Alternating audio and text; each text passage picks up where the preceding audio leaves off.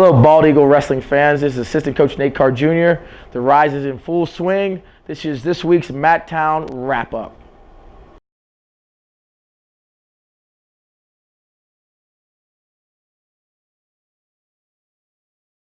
What's up, Haven Nation? It must have been a busy week of Lock Haven Wrestling, because I'm back.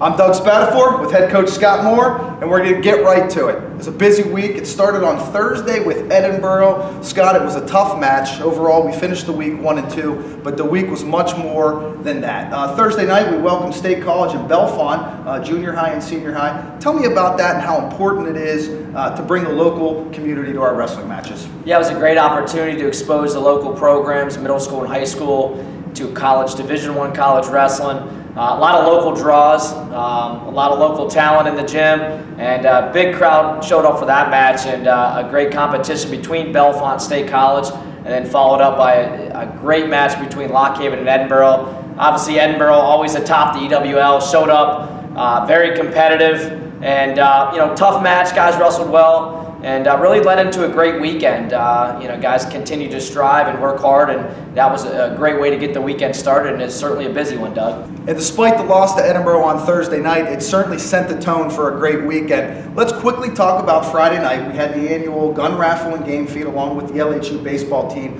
Scott, what do you want to do? Obviously a big thanks to a lot of the people that took part. Yeah, it was a great partnership between Lock Haven Baseball, Lock Haven Wrestling, and the Lock Haven community. And to see the crowd that was there, the buy-in, the community, and just the supporters in general was huge.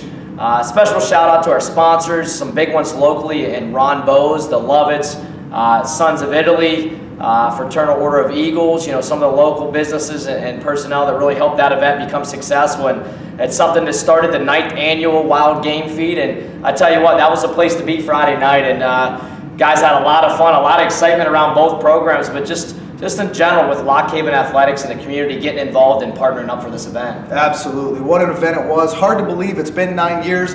Shout out to head baseball coach Heath Stover. He's taking over as the interim head coach this spring. They get their season started next weekend, so we certainly wish him well. But again, thank you to everybody that took part. Congrats to all the winners, and we can't wait to see you next year. Coach, let's get back into the wrestling. Saturday was a fun one. Bald Eagles took care of business, but it's always fun when we let Cleveland State come into town. A lot of local connections there. Yeah. Vince DeHer, the head coach, is an alum. Right. Fred Garcia, great wrestler for Lock Haven, on staff now. And, of course, your twin brother on staff. So, it's always good to get bragging rights in that matchup. Yeah, that's fun. I mean, we were looking forward to that matchup. 3 duels in a weekend's not something we usually do, but that was to get Cleveland State in on Saturday. Seeing Fred Garcia, Mr. Garcia, Ben DeHer, my brother, competing against those guys is always fun. They always come to fight. They're a good team. They take pride in their program. They always show up and fight, but it was definitely good for our guys to get out there and just get some offense rolling, score some bonus points, and just get that good quality win. And just heading into the weekend against Cornell, we're trying to. EWL is important to us with the EWL matchups for seeding purposes, but also to beat former Lock Haven alumni and family members at the field house could have been better. Yeah, it was definitely a fun one. Bonus points have been a key all season, and Saturday it was certainly the case in that big win over Cleveland State.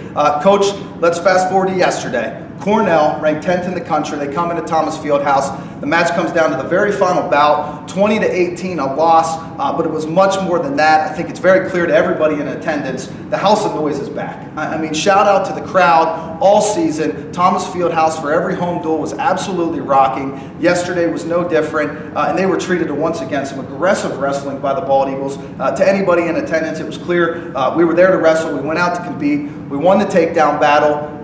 It was just a fun one. Talk about it. Yeah, Cornell's been sort of a new rival. The last couple of years we've been going back and forth with those guys. Last year we're at 3rd place, great match. This year they bring a solid team back, a bunch of young studs, in their lineup, and our guys welcome the challenge. And number 10 Cornell, I think the match really came down to a couple different situations and matchups, but we out-wrestled them. We pushed the pace. We scored more points in the matches. Our guys showed up, and it was fun, starting with 125, true freshman Luke Werner with a tech fall. I think that was the key of the match that really put us in it and got the momentum going. And through the lineup with Ronnie Perry and Alex Clark and Chance Marshall, those guys got rolling again. And Jared Sechrist, which with a tight loss to a top 20 opponent. One of those situations where he definitely out-wrestled it and really should have had the win had the calls gone differently. But all the way through the lineup with Corey Hazel with almost a big win over the 10th-ranked guy in the country. And then Thomas Haynes getting the fans on their feet. You know, his name got called. He came out on the mat. Great performance by him. Really gutsy performance, being off the mat for a while, beating the 22nd guy in the country 9-3. And I think Bald Eagle fans got their money's worth. I think the Big Red knew that they escaped away without getting beat on senior night, recognizing seniors Ronnie Perry, Tristan Sponsel, or mindset coach Dominic Callis. Great event, great crowd support. Every match this year well attended. 1,500 fans, 2,500 fans, 1,000 fans. Every match was fired up, and that's a momentum we need to keep rolling into the postseason and the next year. Yeah, definitely. I'm glad you mentioned Thomas Haynes. Great to see him back in the Lock Haven singlet this weekend. Had a month layoff with an injury, but came back, went 2-0, so that was certainly important. And Luke Werner, ladies and gentlemen, if you haven't been paying attention this season, remember that name because this kid's going to be special. Absolute hammer in the first match yesterday, and I think you're right. That set the tone for the weekend. Another shout out, Ronnie Perry, the only bald eagle in the lineup, only senior bald eagle in the lineup yesterday, but he got the job done and got the win. Coach, it does not get any easier. We're approaching the postseason. We have one more duel left next Sunday at Clarion. The Golden Eagles coming off a big win themselves, knocked off Ryder. Tell me what you're looking forward to next weekend in that duel.